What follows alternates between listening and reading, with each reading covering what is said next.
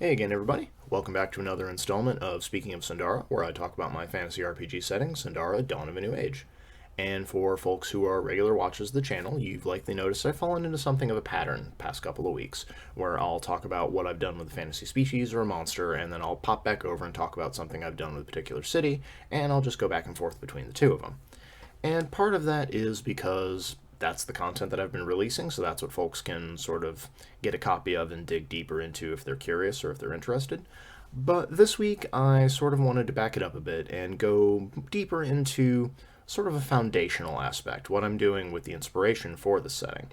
And I did that when I first started making these videos, when I talked about the Prim, when I talked about gods and how they work in Sundara, when I talked about what it was like getting rid of the alignment system. And this week, I wanted to sort of talk about what I'm doing with technology in Sundara, and what it is, what it's not, and what folks can kind of expect going forward. And now, to begin with, right there, the word technology usually scares a lot of game masters when they're coming into a fantasy game because it just creates these images of like diesel punk editions or ray guns that have been found in a crashed spaceship or just large caliber firearms created by mad alchemists, and all of that will have its place, but we'll get to that at another time. Mostly what I want to do with technology and its relationship to Sundara and sort of how the setting developed goes back to the idea of quote unquote period. Now, I'm not a historian, I'm not a member of any reenactment society, so I might use some words interchangeably here that aren't really appropriate. Bear with me on it. But generally speaking, when folks refer to period when they're talking about fantasy RPGs, what they mean is they want something to look and feel medieval or like it's out of the Middle Ages. And look and feel is very important here because a lot of the time it's not based on facts of what actually happened in Earth's history. Of they want armored knights on horseback, and they want wizards, and they want that sort of muddy gray brown like we see in Game of Thrones, various other fantasy medieval inspired settings, if as it were. But what I wanted to do with Sundara is sort of break out of that mold that we see in a lot of fantasy games and a lot of fantasy stories, where everything is sort of time locked into this weird, usually post apocalyptic setting. We can thank Tolkien for that one as well. The lost golden age that's kind of left us in this dark age now that we're adventuring in and either trying to move out of or aren't sure what to do with. And Sundara's never really had one of those as far as its history goes. It's always been about progress, about trying to make new discoveries, trying to move forward, and things are very messy. Cultures aren't universal across the setting. Developments don't always happen in large scale areas. Things will grow and change organically, and that's sort of what I wanted to do with technology. And for that, I was looking back into things that are technically quote unquote period, but we don't think of them that way because they just sound so weird. But history is a very strange country if you've ever gone for a visit there. Oh, excuse me. And a good example of what I was doing with that was actually the first release I had for the setting of Ironfire, the City of Steel. And you look at it, and it looks like this huge, fantastical thing of this massive industrial city where they just produce huge amounts of dragon steel in this volcanic forge, and that's a very fantasy thing to do. But the dragon steel itself was based off of the pattern welded steel, or Damascus steel, as it's more commonly known by a lot of folk. It's got that wavy pattern. It's very high quality. It was usually a status symbol, as well as an actual item of quality. And that was something I wanted to do with throughout the setting of just asking what technologies have people discovered, what technologies are in use, and then asking how access to fantasy elements, fantasy resources would alter or change those technologies. And there's a couple other places in the setting where that's come up, and some of it has had more of an influence than others. A good example is the city of Silkgift. The city of Sales is known for its inventors, its ingenieurs, as they're called. Pardon. And in Silkgift, creation, discovery, science, invention, these are just the bywords of the day, and it's where bizarre things are discovered, often just using standard resources that are around. And a good example of they have wind-driven screw pumps, which sounds like a weird fantastical thing, but it's just a standard windmill, catching the breeze as it goes by in a coastal city, using that to power a water pump. The water is then pumped up into reservoirs. The reservoirs can then use that potential energy in the water to power very simple devices, whether it's looms or sewing machines, or in some cases more industrial presses like mills, steelworks. All kinds of things are just using this mechanical energy in a way that it feels very modern, but it was far from uncommon even in historical periods hundreds of years ago. And for folks who grabbed the most recent release of Towns of Sundara, which you should definitely get if you haven't yet, there's a town called Mower's Crossing. It's named for one of the founders, and as the name implies, it's a crossing. It's where two major places on two different highways come together. And the major industry there was pigs for the longest time. And, pigs have a lot of waste, a lot of byproducts, especially when you're going through slaughter for feeding lots of people. And there was an engineer who had left Silkgift who figured out if you took all of that waste material, you could put it through a particular treatment process and create a lot of natural gas. And natural gas used for cooking, used for lighting, that sounds like a very modern thing. That sounds like something that wouldn't have been done before, say, the 1800s.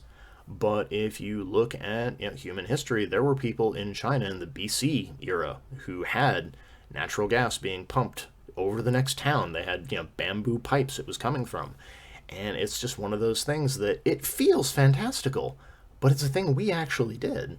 And so there's no reason that even taking out the magic, you couldn't do that again in a setting like this. But that's just the very common stuff that you see. And then there's the more fantastical elements of technology, as it were. Probably the best example of that is Horde Reach. I mentioned them in the discussion I had on dragons a while ago because it's a city run by a collection of 5 dragons. But it's more commonly known to other people. They're where airships are made. And the airships don't really use a chemical, physical process they use leftover scales from dragons. And that's the main way that they fly. And that's just that question of what happens when you take a fantasy creature, a fantasy resource, and ask what kind of ingenuity will people take and attempt to mess with it. Other examples you find, I mentioned among the Hazaradan dwarves, they have a very... Sorry, there's construction going on still, it threw me off. But they have a very industrialized sort of lifestyle, which gives them lots of leisure, lots of time for study, lots of time for self-improvement, because huge amounts of work are done by elemental servants. So, whether it's farming, mining, construction, they're not the ones swinging the mattock or pulling the hoe. There are just legions of, for lack of a better term, mechanized minions who do this for them. Same thing with Maud, the City of Bones. Of the necromancers who run the city, have huge armies of just undead for shoveling out sand, repairing the city, defense if necessary, of keeping the roads intact. And these are workers that they're almost machines. They don't complain, they don't need to eat, they don't really care if they're exposed to hot or cold. And it allows the creation of just astonishing things, whether it's building a city, maintaining a population, or even going into places that would be extremely hostile to any living creature. It can be done en masse. And part of what I wanted to do by exploring all of that is to break out of that time lock that I mentioned earlier that a lot of games feel like they're stuck in. There's just this idea that nothing can ever progress, nothing can ever change. But discoveries are being made all the time, and things we already knew are being implemented in new and weird ways just across the setting. And so that gives a feeling of forward motion, if nothing else. It makes things, in my opinion at least, feel more organic. And for folks who actually have been picking up the books, you've probably noticed there are examples of how discoveries in technology in one part of the setting will affect discoveries being made in other parts of the setting. Again, going back to Silkgift, for folks who pick that up, one of the major items that I introduced for them for folks who do like firearms in games but want something a little less black powder, they have compressed air weapons, or aether weapons as I referred to them. And that is definitely not something that could have been achieved using standard technology that we had, if we're looking at our actual history, until probably the Renaissance era or so, at the very earliest. But because iron fire existed and they were mass producing dragon steel, it meant that they now had a material they could make compressed air canisters with that were more reliable, that wouldn't actually break. And so it allowed the construction and creation of this other new and interesting item. It also means that compressed air can be used for things like driving boats, moving larger machines, things of that nature. And as one discovery builds atop the other, and it just ends up creating a more varied and interesting world and setting. And that's kind of something I want to do going forward whenever I release new places or new cultures, things like that. I want to make sure that everyone is sort of contributing a unique aspect of the setting, whether it's a new form of magic or magical resource like we saw with Archbliss, the City of the Sorcerers, whether it's just straight technology like we see with Mars Crossing and lots of aspects of Silk Gift. But I wanted it to feel like nowhere is stagnant. Nowhere is just living the same way they have for hundreds and hundreds and hundreds of years, because that's the way their parents did it, that's the way their grandparents did it, and it's worked pretty well so far. Everything should be new, everything should be trying to be better rather than looking backwards, and this is one way that I sort of bring that across. But anyway, that's this week's ramble. Hopefully some folks found it interesting. If you have any suggestions for other technologies or inspirations you think that I should include in this setting, leave them down in the comments. Or if you have a particular inspiration from history of something that sounds fake or made up but isn't, I would also like to hear about that, because I want to make a reference to it. And, well, that's all for this week. So until I see you next time, happy gaming, everybody.